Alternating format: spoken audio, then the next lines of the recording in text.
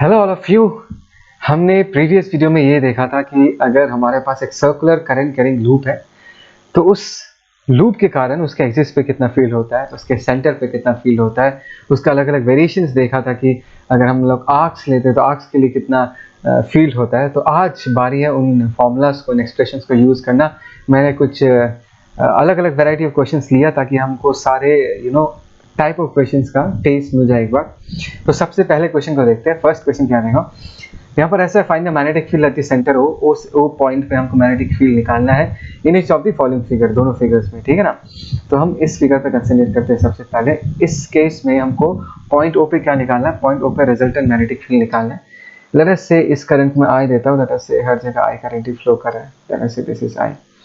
देखो ऐसे क्वेश्चन को कभी भी सॉल्व करना है तो सबसे पहले इंपॉर्टेंट स्टेप ये होता है कि तुमको इस पूरे डायग्राम को ना पार्ट पार्ट में तोड़ना है। लेट अस से ये वाला part is section 1, let us say this is section 2, let us say this is section 3, let us say this is section 4, ठीक है ना। Okay, and the first thing that you need to understand that the magnetic field due to section 4, एक minute, due to section 4 and magnetic field due to section 2 will be equal to 0। I think so तुमको इसका reason पता है। Reason इसलिए है because जो O point है वो 4 वाले सेगमेंट एंड 2 वाले सेगमेंट के लाइन के अलॉन्ग लाई करता है, और हमको पता है जिस तरफ करंट फ्लो करता है उस तरफ मैग्नेटिक फील्ड हमेशा 0 होता है, ठीक है। तो अगर मैग्नेटिक फील्ड बनेगा तो किसके लिए बनेगा, सेक्शन 1 और सेक्शन 3 के लिए बनेगा। तो सेक्शन 1 के लिए अगर हम मैग्नेटिक फील्ड लिखना चाहें, सेक्शन 1 के लिए तरीका क्या है, मैंने सिखाया था कि फुल अगर सर्कल होता तो कितना होता है, that is mu naught I by 2 r1 होता अगर फुल सर्कल होता। लेकिन एक्चुअली है कितना, ये जो है this particular arc is subtending N angle of 180 degree at the point O, so in this case it is pi by 2 pi, pi by 2 pi of the total, right, of the total mu naught I by 2 r1, तो pi by gets cancelled। यहाँ पर हम क्या लिख सकते हैं, that is mu naught I divided by 2 r1, this is the value of p1, ठीक है ना।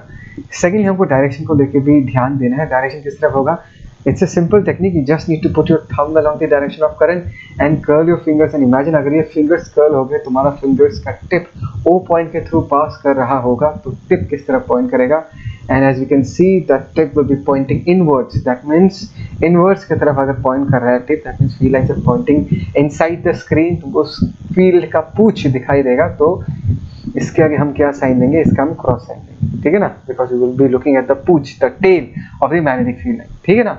सिमिलरली अभी अगर हमको ये निकालना है magnetic field due to the section 3, segment 3 के लिए निकालना है, तो तरीका तो वही है, that is mu naught I by इसका रेडियस कितना है, दैट इज 2r2, ठीक है, इनटू पाई बाई 2 पाई। बात को समझो, पाई बाई 2 पाई, बिकॉज ये जो बड़ा वाला आर्क है ये भी सेंटर पे कितना एंगल सबटेंड कर रहा है, पाई एंगल ही सबटेंड कर रहा है, ये भी कैंसिल आउट हो जाएगा। इन दिस केस ये कितना आएगा, this is mu not I2 by 2i, एक मिनट, this is the value of P3। Is that clear. अच्छा अभी एक बात बताओ कि थर्ड वाले सेगमेंट के लिए वो पॉइंट पे मैग्नेटिक फील्ड का डायरेक्शन किस तरह होगा, just put your thumb along the direction of current, curl your fingers, और तुमको फिर से दिखाई देगा कि फिंगर्स ओ पॉइंट की तरफ पॉइंट कर रहा है, दैट मींस तुमको फिर से मैग्नेटिक फील्ड का पूछ दिखाई देगा। लुक एट द पूछ, दैट मींस अगर मैं B1 B3 को कंपेयर करूं तो B1 and B3 both of them are pointing along the same direction. तो रिजल्टेंट मैग्नेटिक फील्ड जो होगा हम डायरेक्टली क्या कर सकते हैं, दोनों को ऐड कर सकते हैं, B1 प्लस B3, और हमको फाइनली मिलेगा क्या वो देखते हैं। इन this case mu naught I by 2 हम कॉमन ले सकते हैं, चलो mu naught I, okay sorry यहाँ पर मैंने गलती से I2 लिख के रखा है, I2 नहीं होगा, दिस इज I, ठीक है ना। Mu naught I divided by 2 को हम बाहर रख सकते हैं, और अंदर क्या होगा, देखो अंदर होगा 1 by r1 plus 1 by r2, this is resultant magnetic field, और डायरेक्शन कैसा होगा, डायरेक्शन तो क्रॉस ही होगा। इज दैट क्लियर, समझ आया। अभी इस नेक्स्ट क्वेश्चन को देखते हैं। यहाँ पर हम इसको सेगमेंट 1 मानते हैं, एक मिनट, this is segment 1, this is segment 2 and this is segment 3, ठीक है ना। इनके हम फील्ड्स लिखेंगे। तो magnetic field due to segment 1 क्या होगा देखते हैं। देखो segment 1 is basically infinite wire जिसके एक एंड के सामने वो पॉइंट है जहाँ पर हमको फील्ड निकालना है, और डिस्टेंस कितना है r। तो हमने क्या सीखा, कैसे लिखते हैं, that is mu naught I divided by क्या लिखते हैं, दैट इज 4 पाई आर। वो पॉइंट में बैठ जाओ और टॉप को अगर लोकेट करोगे तो कितना एंगल घूमना पड़ेगा, 90 डिग्री, तो एक होगा साइन 90, और इसके बॉटम को अगर लोकेट करना है तो कितना एंगल घूमना पड़ेगा, 0 डिग्री, सो दिस इज 0। बस ये हो गया एक्सप्रेशन हमारा, और ये कितना आ जाएगा, that is mu naught I divided by what, divided by 4 pi are.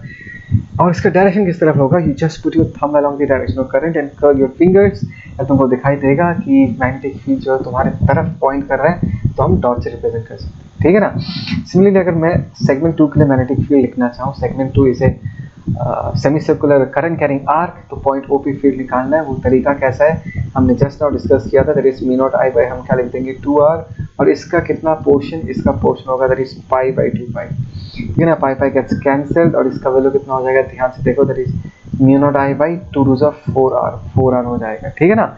ये 4r हो गया, एंड डायरेक्शन किस तरफ होगा, just put your thumb along the direction of current and curl your fingers, फिर से तुम्हारा फिंगर्स पॉइंट ओ से निकल के तुम्हारे तरफ ही पॉइंट कर रहा होगा, तो तुमको मैग्नेटिक फील्ड का सर्कल दिखाई देगा, इसलिए हमने डॉट से रिप्रेजेंट किया। सिमिलरली हमको अगर मैग्नेटिक फील्ड दी थर्ड सेगमेंट निकालना है, थर्ड सेगमेंट भी फर्स्ट सेगमेंट जैसा एग्जैक्टली सेम है, तो मैग्नीट्यूड उतना ही होगा, हम लिख देते हैं that is mu naught I by क्या लिख सकते हैं, that is 4 pi R. Direction एक बार चेक कर लेते, if we put our thumb along the direction of current, curl our fingers, point O से जब हमारा फिंगर्स निकलेगा वो हमारे तरफ ही पॉइंट करेगा, तो यहाँ पर हम डॉट साइन दे सकते हैं ऐसे, ठीक है। तो रिजल्टेंट फील्ड क्या होगा, resultant field is nothing but the vector summation of b1 b2 and b3, and in this case as because all the magnetic field are basically pointing along the same direction, you can directly add them up। अगर मैं add करता हूँ तो यहाँ से हम क्या क्या कॉमन ले सकते हैं, जैसे मैंने mu naught I by 4r common ले लिया, ठीक है ना, mu naught I by 4r, तो यहाँ पर क्या बचेगा, this is 1 by pi, correct, 1 by pi, यहाँ पर सिर्फ 1 बचेगा सेकेंड वाले में, थर्ड वाले में क्या बचेगा, फिर से 1 बाई पाई बचेगा। तो इसको अगर हम सिंप्लीफाई करें तो हमको क्या मिलेगा, तो यहाँ पे देखो, इन दिस केस हमको मिलेगा that is mu naught I divided by 4r into in this case 2 plus pi divided by pi, है ना, mu naught I by 4r 2 plus pi divided by pi। So this is the correct answer in this case। I hope so तुमको ये समझ में आया कि ऐसे questions को कैसे अटेम्प्ट करना पड़ता है, ठीक है। Let's see the next question। A battery is connected between the 2 points A and B on the circumference of a uniform conducting ring of radius r and resistance capital R। मतलब ये जो पूरा circular ring तुमको दिख रहा है, इसका radius छोटा r दिया है, और इसका जो रेजिस्टेंस है that is given as capital R, और between 2 points A and B, अच्छा यहाँ पर नाम थोड़ा गलत है, इसको मैं चेंज कर देता हूँ, जैसे between the 2 points A and C, ठीक है ना, ए एंड सी के across on the circumference of uniform conducting ring हमारा बैटरी कनेक्टेड है, ठीक है। One of the arcs A B of the ring, in this case A C of the ring होगा ये, this is A C of the ring subtends an angle of theta at the centre. ये जो ए सी वाला section है ये centre पे कितना angle subtend कर रहा है, ये थीटा एंगल सबटेंड कर रहा है। The value of the magnetic induction at the centre due to the current in the ring, मतलब सेंटर पे रिजल्टेंट मैग्नेटिक फील्ड कितना होगा ये पूछा जा रहा है, ठीक है ना। तो रिजल्टेंट मैग्नेटिक फील्ड कितना होगा ये देखते हैं। ओके, तो सबसे पहले एक बार ये देखते हैं कि बैटरी जब करंट भेजेगा तो होगा क्या। देखो, this is the positive terminal of the battery, यहाँ से करंट निकलेगा और जब यहाँ पर पहुंचेगा उसको दिखेगा कि मेरे पास जाने के लिए दो रास्ते, एक तो रास्ता है ABC वाला path and the second path is ADC। And if you see you know properly इन दोनों रूट्स को अगर ढंग से देखोगे तो तुमको ये पता चलेगा कि ABC एंड ADC वाला sections they are parallel with respect to each other because ABC वाला भी AC के क्रॉस कनेक्टेड है एंड ADC वाला रास्ता भी AC के क्रॉस ही कनेक्टेड है। बात समझ में आ रहा है मैं क्या कह रहा हूँ। तो ABC वाला रेजिस्टर एंड ADC वाला resistor they will be in parallel, ठीक है ना। तो एक काम करते हैं हम, लेट अस से कि ABC ये जो लेंथ है L1 इसका रेजिस्टेंस में R1 मान लेता हूँ और इसका रेजिस्टेंस में R2 मान लेता हूँ, जो ADC वाला सेक्शन है, ठीक है। और हमको ये पता है कि as because both these two resistors ABC and ADC या R1 and R2 both of them are connected in parallel, that means the current will be distributed in the inverse ratio of resistances, which means मैं ये लिख सकता हूँ कि I1 by I2 that will be equal to what, R2 by R1, ये लिख सकता हूँ। Is that clear? R2 by R1। अच्छा, अभी R2 की जगह हम लोग क्या लिख सकते हैं, rho into L by A। R1 की जगह रो, R2 की जगह rho into L2 by A, R1 की जगह rho into L1 by A, rho by A cancel out हो जाएगा, तो यहाँ पर क्या बचेगा L2 by L1. What is L2 by L1? L2 is the length of the arc ADC and L1 is the length of the arc ABC. बात समझ आया? Okay. So L2 and L1 are nothing but arc lengths, and we know that arc is equal to what? Radius into angle.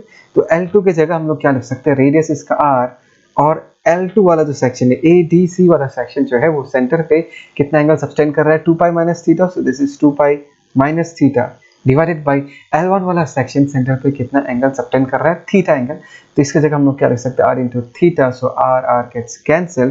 तुमको finally क्या expression मिलेगा? ध्यान से देखो, अगर मैं क्रॉस मल्टीप्लाई करता हूँ I1 इंटू थीटा लिख दूंगा, और यहाँ पर क्या लिख दूंगा? दैट इज I2 इंटू क्या लिख सकते हैं? That is 2 pi minus theta.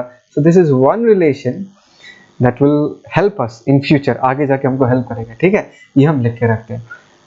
But हमको निकालने क्या दिया? हमको ये निकालने दिया कि सेंटर पे, ये अगर सेंटर है, लेट अस से इसको मैं x नाम देता हूँ, ये जो सेंटर है इस पे रिजल्टेंट मैग्नेटिक फील्ड कितना होगा. ठीक है ना. तो सबसे पहले हम ये निकालते हैं, what is the magnetic field due to this section, magnetic field due to this section ABC वाले सेगमेंट के लिए कितना मैग्नेटिक फील्ड होगा वो देखते हैं. और तरीका क्या था? लेट अस से म्यू नॉट इनटू ABC वाले सेक्शन में करंट कितना? That is I1 divided by इसका रेडियस कितना होगा? This is 2R multiplied by ABC section जो कितना एंगल सब्टेंड करता है सेंटर पे? Theta angle. So theta by 2 pi of the total magnetic field, right? This much fractional part of the total magnetic field. तो ये finally क्या हो जाएगा? ध्यान से देखो, that is mu not I1 into theta divided by हम क्या लिख सकते हैं? दैट इज 4 पाई R लिख सकते हैं.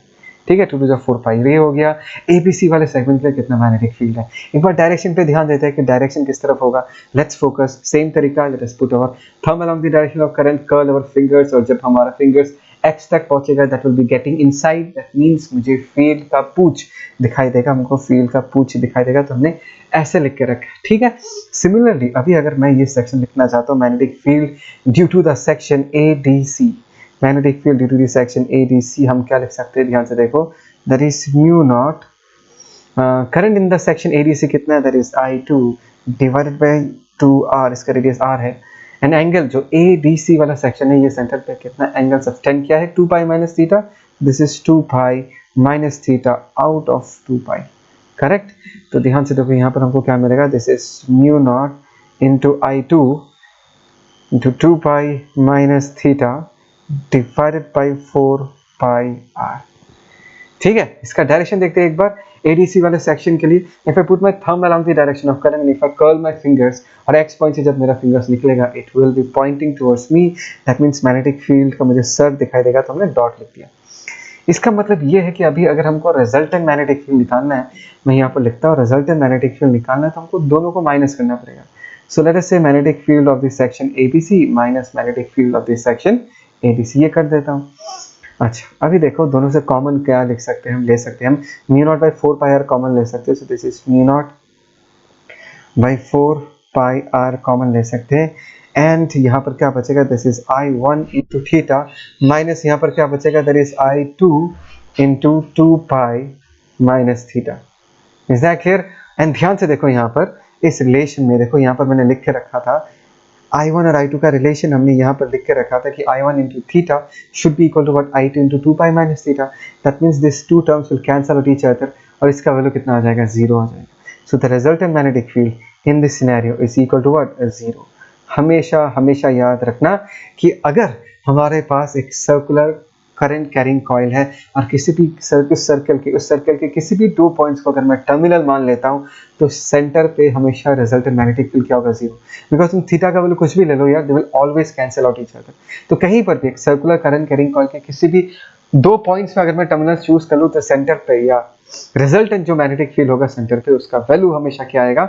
उसका वैल्यू हमेशा 0 ही आएगा. ठीक है, आगे बढ़ते हैं. नेक्स्ट क्वेश्चन है, a particle carrying a charge equal to 100 times the charge of an electron. देखो, एक पार्टिकल Q चार्ज है जिसके पास 100 ही चार्ज है, is rotating per second in a circular path of radius 0.8 metre. Now this charge particle actually चक्कर मार रहा है, गोल गोल घूम रहा है, एक सर्कल पे चारों तरफ गोल गोल घूम रहा है. उसका रेडियस कितना बताया गया है? 0.8 मीटर्स. ठीक है. The value of the magnetic field produced at the centre will be. Centre पे कितना मैग्नेटिक फील्ड प्रोड्यूस होगा वो हमको बताना है इन दिस केस। अच्छा एक बात बताओ, ये चीज़ मैंने तुमको पहले भी सिखाया था कि अगर हमको एक मूविंग चार्ज एक सर्कल पे गोल घूम रहा है तो उसके साथ कितना करंट एसोसिएटेड है। Do you remember the expression? हम करंट कितना लिखते हैं? How do I write the current? I equal to, come on, I equal to current क्या होगा इन दिस केस? नाउ अगर तुमको याद, मैं फिर से याद दिला रहा हूँ, अगर मैं एक दरवाज़ा मान लेता हूँ, if I consider a cross section of this route, और ये क्यू चार्ज अगर इसके थ्रू पास करेगा, एक बात बताओ, क्यू चार्ज को इस क्रॉस सेक्शन के थ्रू उसको क्रॉस करने में कितना टाइम लगेगा? वो पूरा चक्कर मार के आएगा तो एक बार क्रॉस करेगा, नेक्स्ट फिर से चक्कर मार के आएगा तो दूसरा बार क्रॉस करेगा, नेक्स्ट फिर से चक्कर मार के आएगा तो तीसरा बार क्रॉस करेगा। जब अगर मैं एवरेज करंट निकालना चाहूँ तो मैं ये कह सकता हूँ कि एक क्यू चार्ज को इस क्रॉस सेक्शन के थ्रू पास करने में कितना टाइम लगता है? 1 फुल टाइम पीरियड। तो इसको हम क्या लिख सकते हैं? Q into frequency. ये रिलेशन हमेशा याद रखना, it's a very very important relation, कि अगर हमारे पास करंट है and that current is because of A charge which is moving in a circle, उसका करंट का फॉर्मूला हम हमेशा कैसे याद रखेंगे? Charge into frequency. ये याद रखना है, ठीक है ना? ओके। और यहाँ पर फ्रीक्वेंसी का वैल्यू कितना होगा? ध्यान से देखो, इट इज रोटेटिंग पर सेकेंड, मतलब एक चक्कर मारने में कितना टाइम लगता है? 1 सेकेंड लगता है। What is frequency? Number of rotations per second, that is in this case 1 rotation per second, ऐसे हो जाएगा। So this is second to the power -1, this is the unit, so this is the frequency in this case, that is 1 rotation per second. अभी हमको current पता चल गया, centre पे कितना फील्ड है वो पूछा गया। That's a very straight forward problem, because अगर हमको मैग्नेटिक फील्ड निकालना, हम क्या लिख सकते हैं? That is μ0I divided by what? 2R. In this case mu0 is nothing but 4 pi into 10 to the power -7 into current के जगह हम लोग क्या लिख सकते हैं? Q into F। Q के जगह हम 100 E लिख सकते हैं, बिकॉज चार्ज जो क्वेश्चन में मेंशन है that is 100 times the charge of an electron. Frequency की जगह हम लोग 1 लिख सकते हैं डिवाइडेड बाय 2R। रेडियस की जगह हम लोग क्या लिख सकते हैं? 0.8 मीटर्स। तो फाइनली इसका आंसर आएगा, अगर हम इसको सॉल्व करते हैं, that is 10 to the power -17 mu0। ठीक है, इसको अगर हम सॉल्व करते हैं, तो मैंने इसको कैलकुलेट नहीं किया, मैंने डायरेक्टली आंसर लिख दिया। आंसर दिया हुआ है 10 to the power -17 mu0। I hope so तुमको ये तरीका समझ में आया। देखो, इस पूरे क्वेश्चन में सिर्फ एक ही चीज़ समझाना चाहता था कि अगर कोई चार्ज सर्कल में गोल घूमता है, if it is moving in a circle, उसके साथ भी एक सर्कुलर करंट एसोसिएटेड होगा, और उसका एक्सप्रेशन हम कैसे निकालेंगे? Q into F, charge into frequency. ठीक है, ओके। ये क्वेश्चन है, ऐसा क्वेश्चन जो ऑलरेडी मेंस में आ चुका है, बहुत सिंपल सा क्वेश्चन है, थोड़ा इंटीग्रेशन का खेल है इसमें। क्वेश्चन क्या पढ़ते हैं? A thin insulated wire forms a plane spiral of n equal to 100 turns. मतलब दिख रहा है, यहाँ से ऐसे गया और ऐसे गोल गोल घुमाया, गोल गोल घुमाया, गोल गोल घुमाया, टोटल कितने सारे टर्न्स है? टोटल 100 टर्न्स है, जिसको हमने कैपिटल N से रिप्रेजेंट किया है। Carrying a current I equal to 8 milli ampere, the inner and the outer radius are equal to A equal to 5 centimetres, B equal to 10 centimetres. Fine, ये सब समझ में आता है। Find the magnetic induction at the centre of the spiral, मतलब spiral के centre पे resultant magnetic field कितना होगा वो पूछा गया है। Okay fine. सो इस पर्टिकुलर प्रॉब्लम में हमको बहुत सारे सर्कुलर लूप्स दिख रहे हैं, राइट? तो ओ पॉइंट पे जो रिजल्टेंट मैग्नेटिक फील्ड बनेगा, वो रिजल्टेंट मैग्नेटिक फील्ड सारे करंट कैरिंग लूप्स के लिए बनेगा। और मुझे ये पता है कि अगर हमको मैग्नेटिक फील्ड लिखना है for a circular current carrying loop, उसका फॉर्मूला क्या था? That is μ0I/2R। ये था फॉर्मूला। बट इस क्वेश्चन में कैच क्या है? देखो, कैच ये है कि बहुत सारे सर्कुलर करंट कैरिंग लूप्स हैं, लेकिन सबका रेडियस अलग अलग है। सबसे छोटा रेडियस A है, और ये जो रेडियस है वो एक्सटेंड करके कहाँ तक जाता है? B तक जाता है। दैट मीन्स हर एक सर्कुलर करंट कैरिंग लूप का जो सेंटर पे, O पॉइंट पे मैग्नेटिक फील्ड का कंट्रीब्यूशन होगा वो अलग अलग होगा। तो अगर हमको रिजल्टेंट मैग्नेटिक फील्ड निकालना है, तो हमको एक छोटे से एलिमेंट के लिए कितना फील्ड बनता है वो लिखना पड़ेगा, इंटीग्रेट करके तब जाके हमको उस पूरे अरेंजमेंट का रिजल्टेंट मैग्नेटिक फील्ड पता कर सकते हैं। तो हमने क्या क्या, ध्यान से देखो, हमने x डिस्टेंस पे dx थिकनेस का एक सेगमेंट लिया, ठीक है ना? ये dx सेगमेंट है, इसमें बहुत सारे करंट कैरिंग लूप्स, ठीक है ना? बहुत सारे करंट कैरिंग लूप्स है। कितने सारे करंट कैरिंग लूप्स है, दैट इज द क्वेश्चन। निकालते हैं। देखो, हमको पता है कि इस रास्ते में, रास्ता मतलब ये जो थिकनेस है, ये थिकनेस कितना है ये बताओ। ये जो थिकनेस है, I can say this thickness is nothing but equal to what? That is B minus A. That means इस B minus A के लेंथ में टोटल कितने सारे टर्न्स है? टोटल n टर्न्स डिस्ट्रीब्यूटेड है। अगर मैं तुमको पूछूं ये n टर्न्स कितने लेंथ में डिस्ट्रीब्यूटेड है, तुमको ये समझना चाहिए that this is distributed over a length of what? B minus A. So what is the number of turns per unit length? That is n divided by B minus A. पर unit length अगर n by B minus A number of turns है, तो dx length में ये जो dx का तुमको एक थिकनेस दिख रहा है, dx थिकनेस, इसमें कितने सारे लूप्स रहेंगे अंदर इसके, तो number of turns per unit length होगी n by B minus A into D X, मतलब n by B N B minus A is the number of turns per unit length, dx में क्या होगा into D x करते हैं। That means ये तो dx segment में जितने सारे लूप्स है, टोटल इतने सारे लूप्स है, एक बात बताओ, क्या मैं हर एक लूप का, ये जो dx सेगमेंट में आता है, हर एक लूप का रेडियस x मान सकता हूँ? यस, डेफिनेटली x मान सकता हूँ, बिकॉज dx इतना इनफाइनिटली स्मॉल लेंथ है कि इस थिकनेस के अंदर जितने सारे लूप्स है सबका रेडियस मैं नियर अबाउट x ही मान सकता हूँ। तो यहाँ पर ये जो ग्रुप है, ध्यान से देखो, यहाँ पर जो ये ग्रुप है, बहुत सारे लूप्स के ग्रुप है, इसके कारण जो सेंटर पे रिजल्टेंट फील्ड बनेगा dB, ठीक है, because this is a very small contribution. बात समझ में नहीं आ रहा, this is a very small contribution, मुझे पूरा लूप के निकालना है, तो छोटा कंट्रीब्यूशन को हम dB से लिखते हैं। तो इन दिस केस क्या होगा, म्यू नॉट, ओके, ये तो एक लूप के लिए है ना, this is for one loop, हाँ आई थिंक सो, तुमको ये पता है, ये तो magnetic field for one loop है, फॉर वन लूप करें मैग्नेटिक फील्ड का कंट्रीब्यूशन कितना होगा, that is mu naught I by twice R, radius की जगह हम x लिख सकते हैं, लेकिन यहाँ पर इस dx थिकनेस में कितने सारे लूप्स है जिसका रेडियस x है, that is n divided by p minus a into हम क्या लिख सकते हैं, dx लिख सकते हैं। Do you agree with this? So this is the resultant magnetic field. देखो ये जो है this is for one loop और dx लेंथ में इतने सारे लूप्स है, तो रिजल्टेंट मैग्नेटिक फील्ड क्या होगा, number of loops into the magnetic field produced by one loop. तो ये हमने लिख के रखा है, ये dB का वैल्यू है। अगर हमको रिजल्टेंट मैग्नेटिक फील्ड लिखना है तो हमको क्या करना पड़ेगा, we just need to integrate this thing. तो हम लिखते हैं that is B equal to, ध्यान से देखो कौन कौन बाहर आ जाएगा, म्यू नॉट I बाहर आ जाएगा, n बाहर आ जाएगा, 2 times of B minus A बाहर आ जाएगा, mu naught I n 2 times of B minus A, integration के अंदर बचेगा that is dx by x। और ये बताओ कि x का कहानी कहाँ से स्टार्ट होता है, x का कहानी स्टार्ट होता है x इक्वल टू a से, और इसका कहानी कहाँ पर खत्म होगा, x इक्वल टू b पे खत्म होगा। तो इसको अगर हम आगे बढ़ाए तो हमको क्या मिलेगा, mu naught I N divided by हमको क्या मिलेगा, that is 2 times of b minus a, और integration of dx by x को हम लिख सकते हैं ln x मैं लिमिट्स डायरेक्टली पुट कर देता हूँ, ln b minus ln a, तो इसको हम क्या लिख सकते हैं, ln b divided by a। सो ये हो गया हमारा रिजल्टेंट मैग्नेटिक फील्ड का एक्सप्रेशन। मैं इसमें वैल्यूज पुट नहीं कर रहा, तुम वैल्यूज पुट करके इसका एक्चुअल करेक्ट आंसर निकाल लेना, लेकिन मेरा मोटिव था तुमको तरीका समझाना कि इसको कैसे किया जाता है। आई होप सो तुमको ये लॉजिक समझ में आया कि बहुत सारे सर्कुलर लूप्स है, सबका रेडियस अलग है, तो सबका सेंटर पे जो मैग्नेटिक फील्ड बनेगा वो अलग अलग होगा, इसलिए हमको एक छोटे से एलिमेंट के लिए कितना बनता है मैग्नेटिक फील्ड वो निकालना है, फिर इंटीग्रेट करके रिजल्टेंट मैग्नेटिक फील्ड निकालना है सारे 100 टर्न्स के लिए। यहाँ पर कैपिटल N का वैल्यू 100 टर्न्स दिया है। सो यहाँ पर मैंने अलग अलग वैरायटी ऑफ क्वेश्चंस लिया है। आई होप सो तुमको ये वीडियो देख के मजा आया, बिकॉज हमने जो सीखा है उसी को ही यूज किया है। If you have any doubts please feel free to comment, I will get back to you. तो ये वीडियो यहाँ पर ही खत्म करते हैं, चलो टेक केयर, बाय।